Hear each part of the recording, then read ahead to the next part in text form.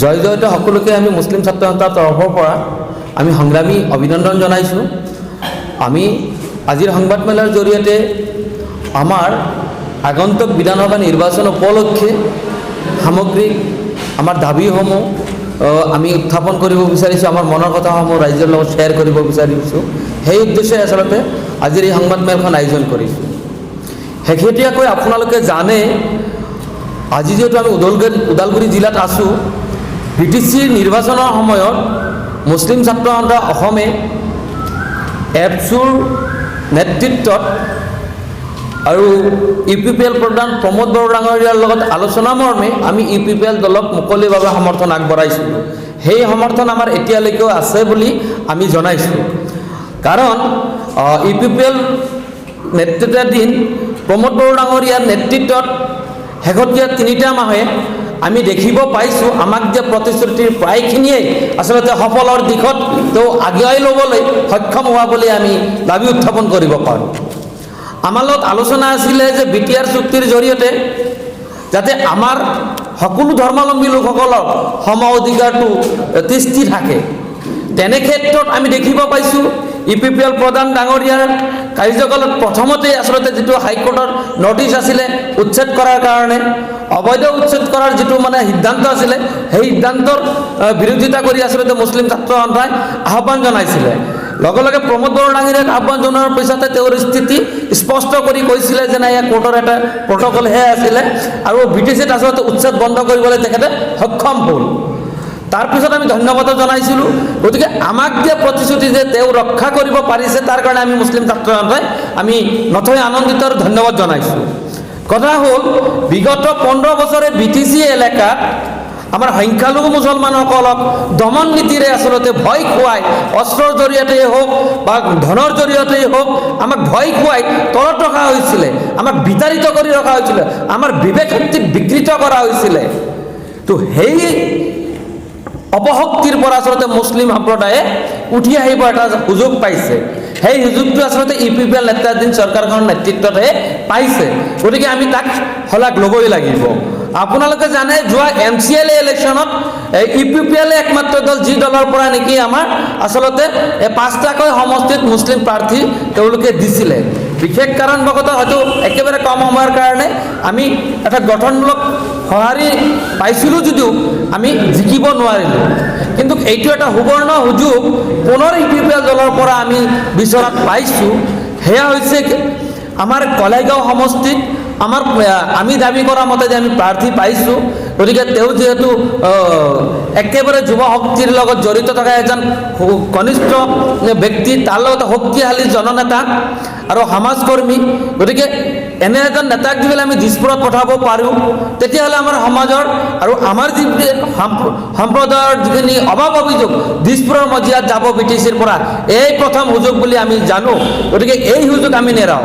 আৰু একেলগে আচলতে UPPLৰ যিটো বিচাৰধাৰা আমি বাৰম্বাৰ বিচাৰ কৰি পাইছোঁ যে যুৱ সমাজক আচলতে প্ৰাধান্য দিয়াৰ ক্ষেত্ৰত কোনো কাৰণতে UPPLে পিছ পৰি থকা নাই। আমাৰ এপছুৰ প্ৰাক্তন ছাত্ৰ নেতা আচলতে ৰতেন্দ্ৰ দৈমাৰী, তেওঁক মাজবাটত দিয়া হ'ল।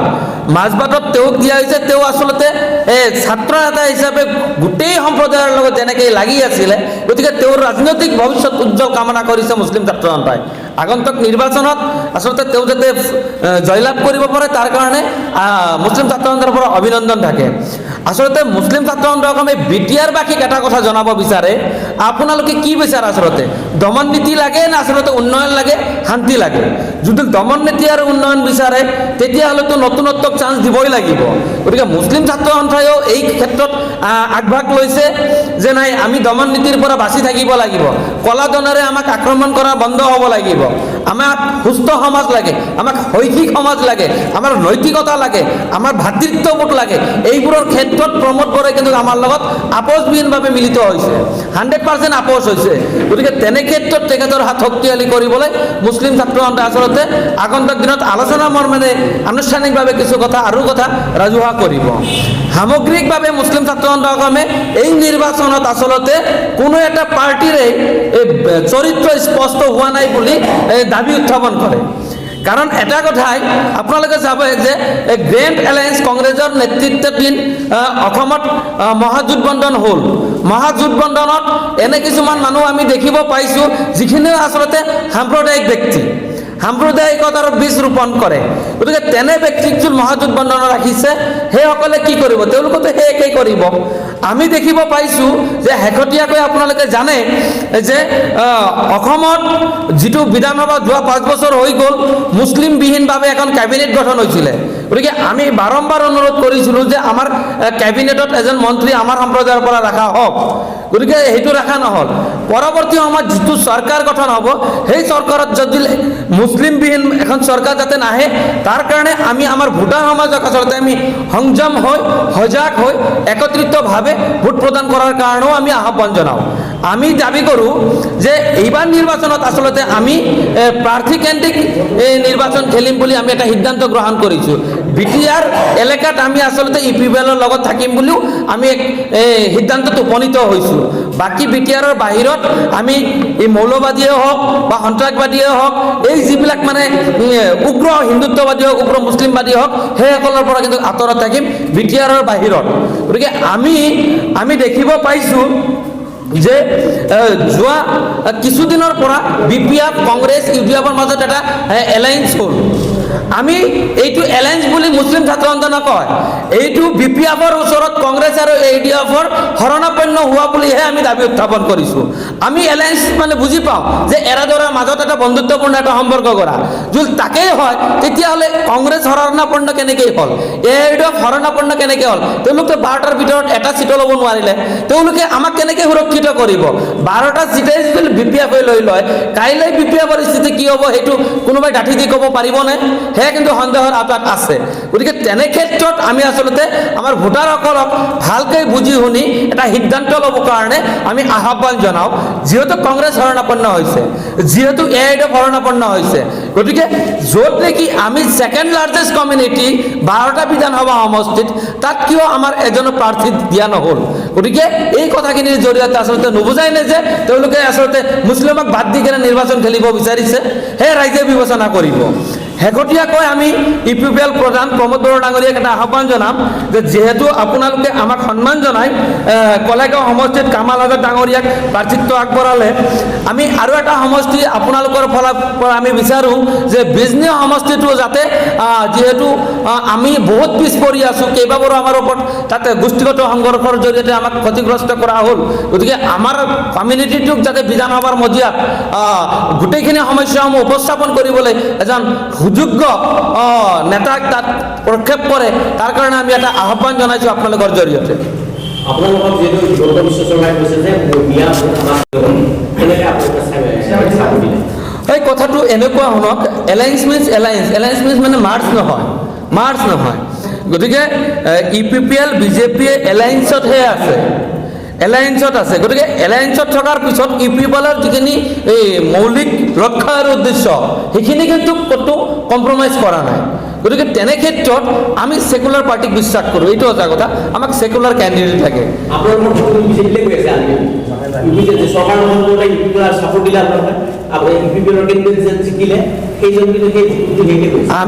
আমি যোৱাবাৰ আচলতে BPFৰ লগত তেনেকুৱা এটা আলোচনা কৰিয়েই কৈছিলোঁ, কিন্তু BPF কংগ্ৰেছৰ BJPৰ ওচৰত শৰণাপন্ন হৈছিলে। কিন্তু আমি শেহতীয়াকৈ দেখিব পাইছোঁ, আমাৰ এটা বিশ্বাস জন্মিছে যে প্ৰমোদ বড়ো ডাঙৰীয়াই আচলতে তেওঁলোকৰ ওচৰত শৰণাপন্ন নহয়, তেখেতৰ যি নীতি আদৰ্শ এইখিনিক বচাই ৰাখি এলায়েন্স কৰিছে। গতিকে তাত আমাৰ কোনো সন্দেহ নাই। BTRৰ বাহিৰত আচলতে মুছলিম ছাত্ৰ সন্থাৰ অতি কম সময়ৰ ভিতৰত এটা কেন্দ্ৰীয় কাৰ্যকৰী সভা অনুষ্ঠিত হৈ আছে অহা শুক্ৰবাৰে। গতিকে সেই সভাৰ জৰিয়তে আমি কিছু আলোচনা কৰি আছোঁ। ইতিমধ্যে আমাৰ প্ৰিমিলাৰী এটাই সিদ্ধান্ত হৈছে যে নাই, কা সমৰ্থনকাৰীৰ লগত আমি হয়তো BTCৰ বাহিৰত নাথাকিম, এইটো স্পষ্ট কথা। আমি যিকোনো দলেই নহওক আচলতে প্ৰাৰ্থীসকলক আমি চাই আছোঁ। মুছলিম ছাত্ৰ সন্থাৰ স্পষ্ট কথা যে যদি আচলতে আমি অসমীয়া জাতি হত্যাক বচাব বিচাৰোঁ, তেতিয়াহ'লে জাতিধ্বংসী কাৰ সমৰ্থনকাৰীৰ লগত আমি কেতিয়াও আপোচ কৰিব নোৱাৰোঁ।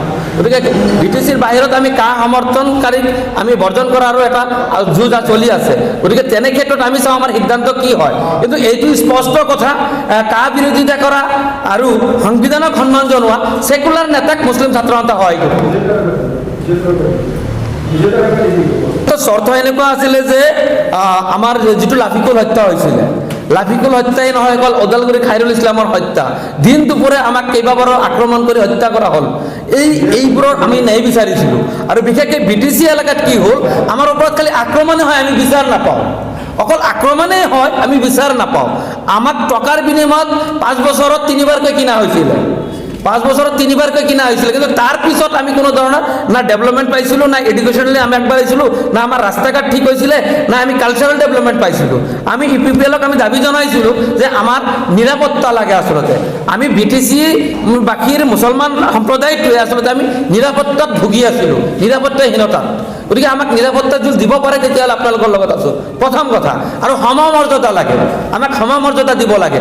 EPPL প্ৰধান প্ৰমোদ বড়ো ডাঙৰীয়াই তেতিয়া আমাক কথা দিছিলে যে নাই, কোনো কাৰণতে ইয়াত ইকুৱেল ৰাইট ভাইলেঞ্চ নহয়, ইকুৱেল ৰাইট থাকিবই। গতিকে আপোনালোকক উচ্ছেদ কৰা নহ'ব, আপোনালোকে ইকুৱেল ৰাইট পাব। আৰু বিশেষকৈ মই মানুহ, তেওঁ কৈছিলে যে মই মানুহ যে মুছলমানসকল আচলতে পিছ পৰি আছে, গতিকে এইসকলক যাতে সকলো জাতি জনগোষ্ঠীৰ লগতে একেলগে একেটা মঞ্চতে থিয় কৰাব পাৰোঁ, তাৰ দায়িত্ব মই লৈছোঁ।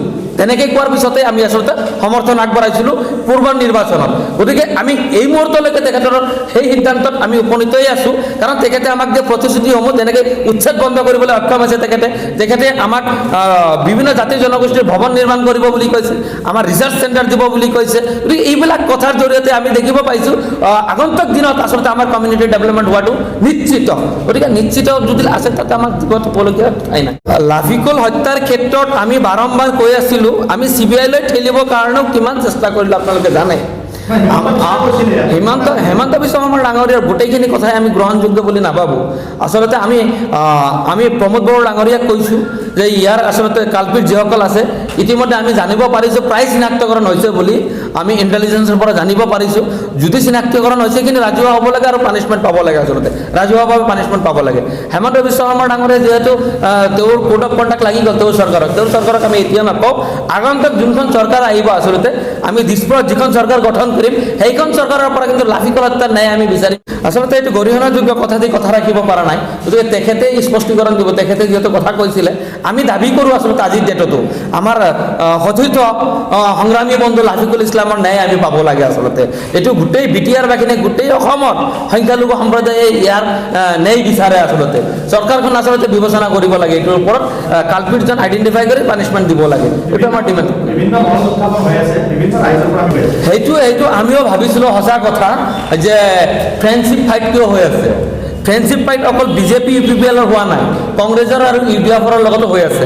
আপোনালোকে চাব, ফ্ৰেণ্ডশ্বিপ ফাইটত আচলতে কম্প্ৰমাইজ ফাইট বুলি কয় এইটো। তো কম্প্ৰমাইজ ফাইটত আচলতে ক'ৰবাত নহয় ক'ৰবাত এংগলত যাই কেনে আণ্ডাৰষ্টেণ্ডিং থাকিবই। তো ৰাইজেতো আৰু তেনেকৈ নলয় ন, ৰাইজে ভালটোক বিচাৰিব, বেয়াটোক কেতিয়াও নিবিচাৰে। গতিকে আমি জানো য'ত UPPL BJPৰ ফ্ৰেণ্ডশ্বিপ ফাইট আছে, আপোনালোকে ৰিজাল্ট চাব, মাজবাট হওক, কলাইগাঁও হওক, BJP নিজেকে ইয়াত UPPL জিকি আহিব, তাত কোনো সন্দেহ নাই। আমি জিকাম মানে এইখিনি ফাইনেল। আৰু ঠিক তেনেকৈ আচলতে কংগ্ৰেছ আৰু AIDFৰ 5টাকৈ চিটত এলায়েন্স ফাইট হ'ব, তেওঁলোক ফ্ৰেণ্ডশ্বিপ ফাইট হ'ব। তাত আচলতে AIDFক এইকাৰণে দিয়া হৈছে, তেওঁলোকে কম্প্ৰমাইজ কৰিয়ে কণ্টেষ্ট কৰি আছে। কম্প্ৰমাইজ আৰু কণ্টেষ্ট হ'ব পাৰে নেকি? কম্প্ৰমাইজ কণ্টেষ্টৰ অৰ্থ হ'ল এইটো যে হাৰ মানি কণ্টেষ্ট কৰা, এনেকুৱা বুজায়। গতিকে এই ৰাইজে বিবেচনা কৰিব। আচলতে UPPL এলায়েন্স যিহেতু BJPৰ লগত আছে, তেওঁলোকৰ কি আলোচনা আমি নাজানো। আমিতো ভোটাৰৰ লগত আছোঁ, গতিকে আমি UPPLৰ লগত আছোঁ। আমাৰ স্পষ্ট কথা, আমি UPPLৰ ক্ষেত্ৰত চাম। তাত এলায়েন্সত যাই কিনে UPPLৰ ৰিজাল্টে পজিটিভ হ'ব ফাইনেলি। আমি সাম্প্ৰদায়িক শক্তিক কোনো কাৰণতে ছাপোৰ্ট নকৰোঁ, সেয়া হিন্দুত্ববাদী হওক বা সেয়া ইছলামবাদীয়ে হওক। আজিলৈকে কৰি অহা নাই, আজিলৈকে নকৰোঁ। সেয়া লৈ কিনে বদৰুদ্দিন আজমলৰ ওপৰতো আমাৰ বিভিন্ন ধৰণৰ অভিযোগ আছে। আচলতে যুগ ধৰি মুছলিম ছাত্ৰসন্থাই বদৰুদ্দিন আজমলক সহায় কৰিব লাগিছিল, কিন্তু কৰিছে বুলি কোনেও ক'ব নোৱাৰে। আমি বদৰুদ্দিন আজমলক আজিৰ ডেটতো কওঁ, আপোনাৰ শুধৰণি নোহোৱালৈকে আপুনি ৰাজনৈতিকভাৱে এটা সঠিক স্থান নাপায়। আপুনি সেই দিনৰ কথা আপুনি মনত পেলাওক, যিদিনত নেকি চৰকাৰ কংগ্ৰেছৰ আছিলে, আপোনাক এলায়েন্সত লোৱা নাছিলে, বেয়া দিনত আপোনাক সাথ দিছে। তেনে ক্ষেত্ৰত স্পষ্টভাৱে বুজা যায় যে আপোনাক ব্যৱহাৰ কৰিছে। গতিকে ব্যৱহাৰ হ'ব পৰা নেতাই মুছলমান সম্প্ৰদায়ৰ মালিক হ'ব নোৱাৰে। গতিকে বদৰুদ্দিন আজমল আমাৰ মালিক নহয়। গতিকে স্পষ্ট কথা এইটো।